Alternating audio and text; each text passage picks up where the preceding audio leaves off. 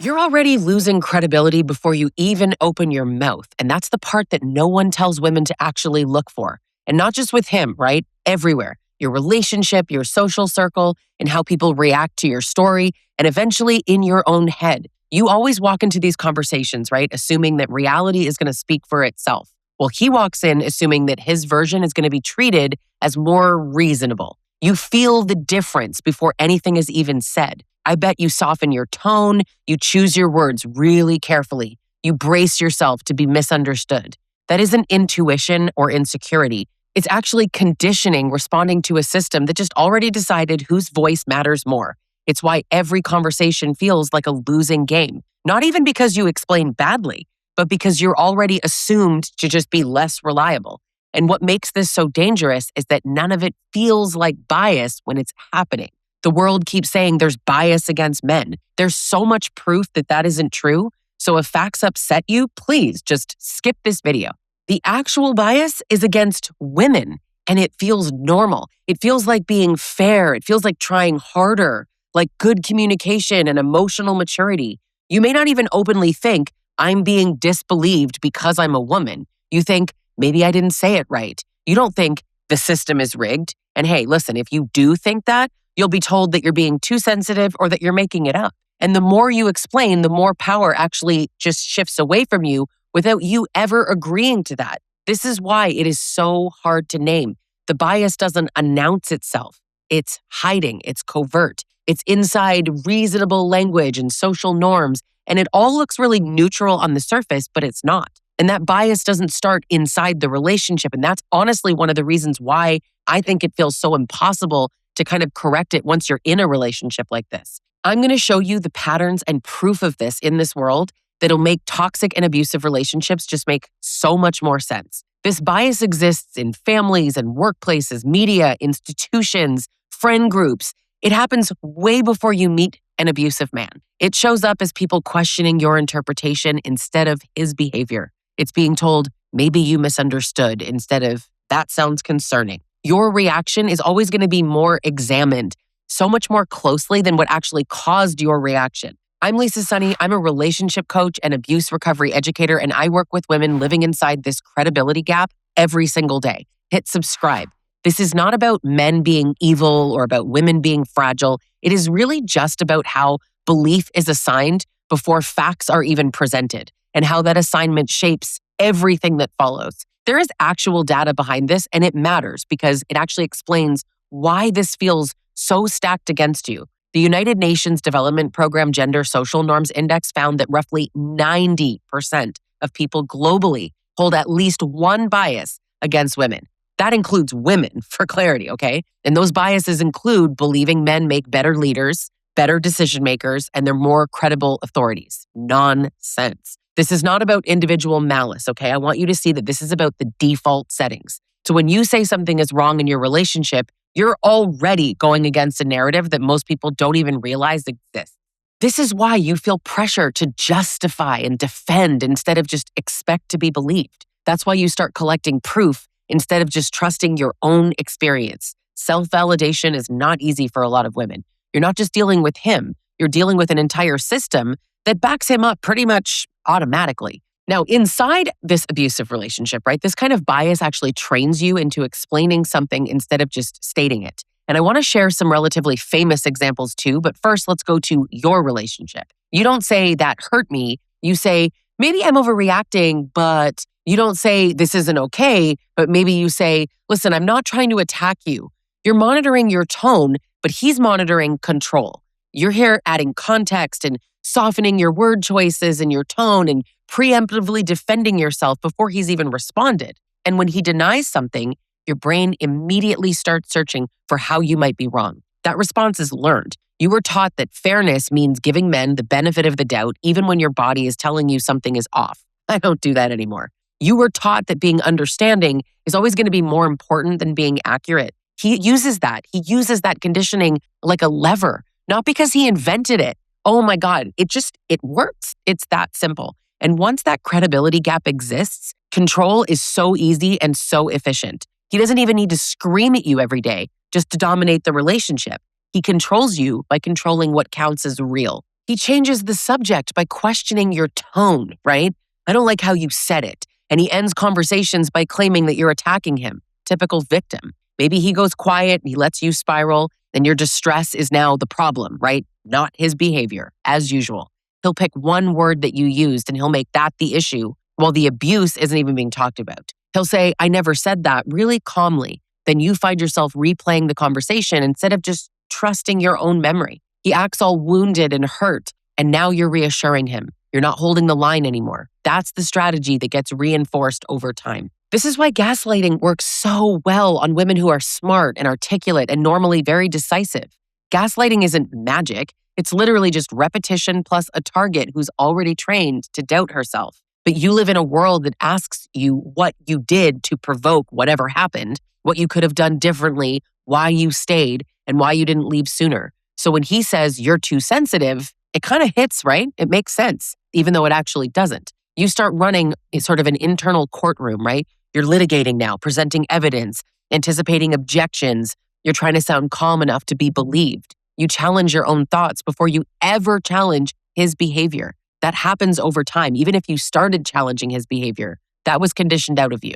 And the consequence is so predictable, right? The more you self-correct, the more confident this guy gets. His behavior escalates because it works. And it works because you keep treating his denial like it deserves equal weight with what really happened. This is why anytime I hear a man say, no one believes men, but everyone believes women, it makes me want to laugh. I'm not laughing at abuse, but I am absolutely laughing at the concept that any person could ever be delusional enough to think that women are believed. Victims aren't believed, first of all, but especially female victims. And over time, the cost shows up everywhere. You're bracing yourself for a conversation that should be normal. You're rehearsing what you're going to say in the friggin' shower, the car, at night, like you're preparing for cross-examination. You watch his face when you talk, you edit yourself, you overplan your words, your tone, all of it just to avoid backlash or consequences. You stop asking for things that you need because you don't even want the punishment that follows. You feel like it's not even worth it. You get quieter, you get smaller, right? And more careful. And you call it keeping the peace. His peace, by the way, the relationship trains you into appeasement, but it's a survival response. And all of this, listen, it's an adaptation to power. And he benefits every single time that you abandon your point to manage his reaction. Now, take that same credibility bias, and I want you to watch out how it plays out publicly, because this is where people miss how obvious it actually is. Take Blake Lively, right? The response wasn't neutral curiosity. It was immediately, she's lying. That's it. She's lying. And the justification for that belief was ridiculous. People don't like her. This is a controversial example, right? It's recent and everybody was talking about it. Tons of people don't believe her, despite how hard she worked to prove it and all the evidence that she had. And I guarantee those people will be in the comment section fighting for their lives. She was labeled annoying, dramatic, calculating, or attention-seeking. All of those things are feelings, not facts, but they were treated like they were evidence. Justin's version didn't even need to be proven to be more credible, right? It was assumed credible because he appeared calmer and more likable by default, right? He's a feminist. He would never do this, right? Like we've never heard of a performative male feminist. Hello. The bias isn't even subtle, wasn't subtle at all. People just decided who they trusted based on like vibe, and then they work backward to justify it. And so many people missed it because likability feels like intuition, not prejudice. What makes Blake such a clean example is that the disbelief wasn't even framed as misogyny. It was framed as discernment. People said they were just reading the situation, trusting their gut, or responding to her energy.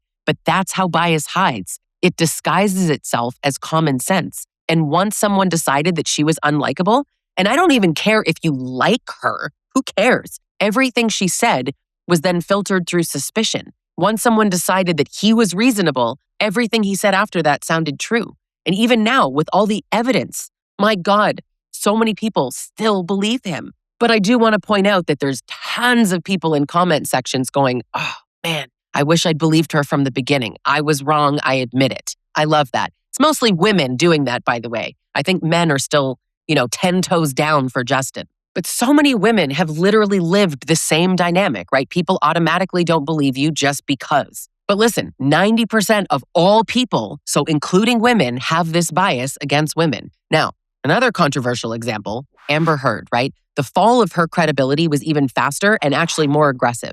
The conversation stopped being about documented behavior and became about whether or not people enjoyed her personality. Evidence was absolutely irrelevant once she was framed as emotional, unstable, or manipulative. And what's important here is not actually taking sides. It's noticing how quickly disbelief spread once her likability dropped. Men didn't just disbelieve her. Women joined in. That's internalized bias doing its job perfectly. Women are trained to police other women on behalf of male credibility. And abusive men benefit when that enforcement happens for them. We're doing the dirty work for them. Amber's case also shows how performance replaces analysis. Calmness was treated as truth, and I'm sure he was calm. Now, as an aside, I've met Johnny Depp. He was calm. I used to work in luxury hotels. I actually shared an elevator ride alone with him once. On that ride, honestly, he was so friendly and so kind to me. This was more than a decade ago. But the emotion that she showed was treated as deception, right? It was a complex case. I know. The public didn't need certainty to disbelieve her. They only needed discomfort. And once she made people a little uncomfortable, disbelief just kind of follows very naturally. Women watching learned a brutal lesson in real time. If you're emotional, if you're messy, reactive, if you're imperfect, your credibility, gone. That lesson doesn't even just stay online. It follows women back into their relationships where they work even harder to sound reasonable and controlled and non-threatening. And listen, do not come at me with he won. In the UK, this wasn't even a criminal case. Johnny Depp sued a newspaper for libel, and the judge ruled that calling him a wife beater was substantially true, meaning the court found that domestic abuse occurred based on the evidence. That ruling was about whether the allegation was true enough to be published, not about a criminal conviction. In the US, this was also not a criminal case. It was a defamation trial between Johnny Depp and Amber Heard, and the jury was asked a completely different question, whether Heard's statements legally defamed Depp. The jury found defamation, not innocence, and they awarded damages. Same relationship, overlapping evidence. Two civil cases asking two different legal questions with two different decision makers and two different outcomes. Those rulings don't cancel each other out, but they do show how beliefs shift depending on legal framing, audience, and narrative. You understand? And then there is Gabby Petito, which shows the most dangerous version of the bias, okay? Gabby was visibly distressed. We've all seen the video. Her partner was calm, and authorities sided with calm, even though it should be common knowledge that calm can be a weapon. She apologized repeatedly. He reassured officers, right? Her fear was treated as if she was just unstable. And he was very composed, and that got treated like the truth. I'm telling you, this was bias operating in real time, and it actually had deadly consequences. People didn't need him to be proven innocent. They needed her to be proven credible. And she failed that test because distress, it actually somehow just disqualifies women in a system that equates calm with honesty when that's garbage. What these examples share is not outcome, it's not fame or personality. They actually just share a rule. Belief is assigned before facts are weighed. That's it. Likability, presentation, and gender decide who gets the benefit of the doubt. Evidence is filtered after the fact. That same rule operates inside your relationship. Do you see that? When he sounds calm and you sound upset, he's believed. If he yells, the bias will still go his way. Maybe she provoked him. Maybe the yelling is justified. Maybe she deserved it. When you react to harm and he denies it, his denial matters more. That is the bias doing what it was designed to do. This is why the outside world so often reinforces what's happening inside your relationship. Friends soften his behavior, right? Families like, oh, be more patient. Professionals focus on communication instead of control. People just default to both sides, even though one side is very obviously holding the power. The same bias that discredits women publicly discredits you privately. And over time, you internalize it. You're questioning yourself before anyone else does. You start explaining because you don't assume your reality stands on its own. That internal shift is the most damaging part because I'm telling you, once you doubt yourself, he doesn't even have to work as hard because you're doing it for him. That's the part that's honestly so hard to sit with. He doesn't fail to understand you.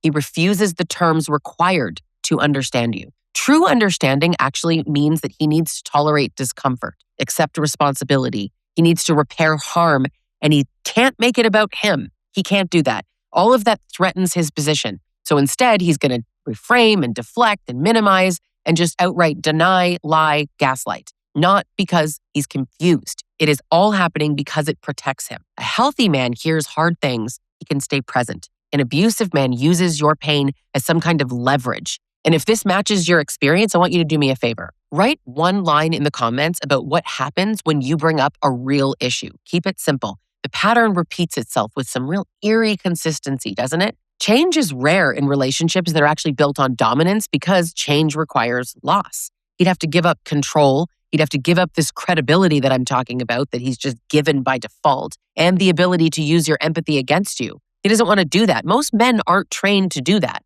And more importantly, they aren't rewarded for it. They're rewarded for protecting their image and minimizing women and maintaining their authority. Women are rewarded for flexibility and patience and self-sacrifice. So the system pushes you towards self-blame and pushes him towards self-protection. That's why effort is not going to make the relationship be repaired. That's why promises are showing up after consequences and disappear once you just chill out and calm down. Hit subscribe. The incentives keep the pattern alive. If you want support that actually helps you stop looping in your own head and cut all this ruminating, I can help you. Private coaching helps you stop negotiating with denial and start trusting what you see. So conversations stop draining you altogether. If you join my group coaching programs, it's going to give you a lot of reinforcement because staying anchored is really hard. It's really hard. The last option is the She Rises Collective online community. This is where you get 24/7 support, live group coaching, workshops, and special events, everything you need. This kind of support makes decisions easier. You're going to stop organizing your life around his moods and stop proving what you lived. Thanks for watching, and I'll catch you in the next video.